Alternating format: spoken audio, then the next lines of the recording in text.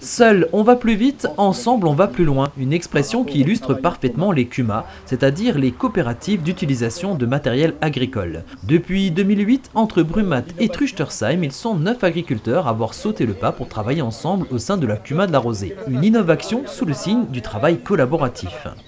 On en est venu sur les bancs de l'école, hein. Le lycée agricole, c'est assez formateur, on est à l'internat, donc il y a la partie école et puis la partie récréative.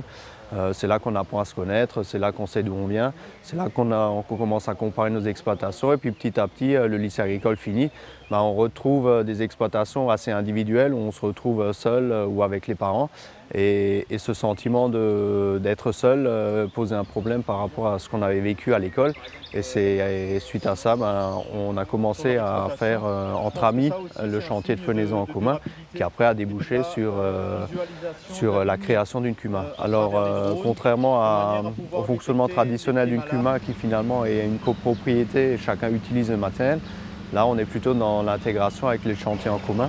Donc chacun a une fonction plus ou moins et puis chacun intervient dans le chantier à ce moment-là quand c'est son tour. C'est-à-dire que par exemple il y en a un qui fauche, il y en a un qui fane, il y en a un qui rondenne, il y en a un qui va presser et puis il y a toute une équipe qui va rentrer les bottes.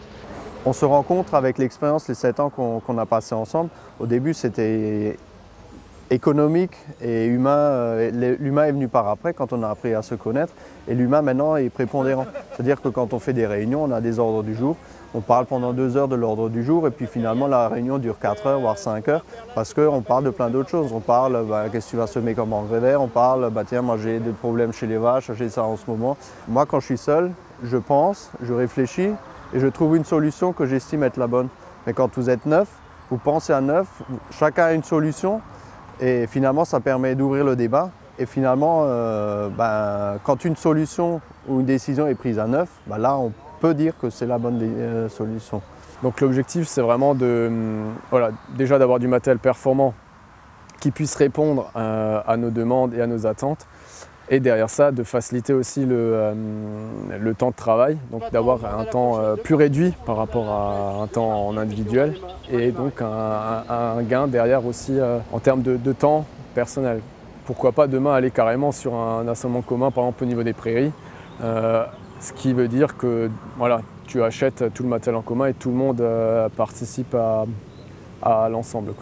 L'important c'est vraiment que le groupe fonctionne bien et vit bien.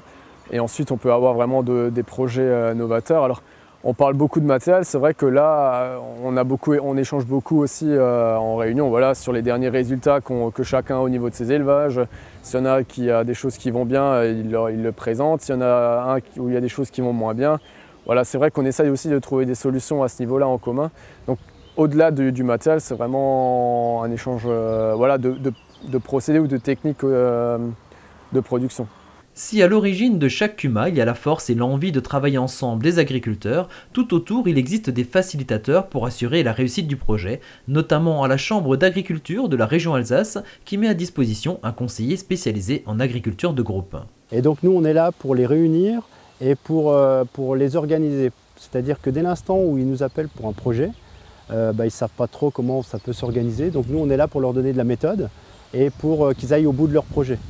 Parce que souvent, quand les agriculteurs nous appellent, ils nous appellent pour une machine en disant on a une idée, on est 4, on a une idée d'acheter ensemble un épandeur à fumier. Mais finalement, on se rend compte quand on vient à la réunion qu'ils ont oublié l'essentiel du projet, c'est-à-dire pour qui, comment l'utiliser, comment le payer, qui fera la facturation, etc. Donc vraiment organiser ce projet-là. Donc ça, c'est notre rôle au niveau de la Chambre d'agriculture. Les CUMA, c'est une voie d'avenir. C'est-à-dire que l'agriculture alsacienne passera certainement par les CUMA, par le collectif, pour répondre à des aléas climatiques, financiers sur les exploitations. Donc c'est certainement un vrai choix d'être en CUMA, mais ça peut répondre à un certain nombre de besoins. Pour la CUMA de la Rosée, les choses sont bien concrètes, avec notamment l'acquisition en commun d'une mélangeuse distributrice, de matériel de fenaison et d'un pulvérisateur, mais aussi dans un tout autre registre de cours d'anglais pour s'ouvrir au monde. D'autres projets sont en cours, comme peut-être l'acquisition de matériel d'autoguidage RTK. Bref, plus rien n'arrête ce collectif d'agriculteurs sur la route de l'innovation.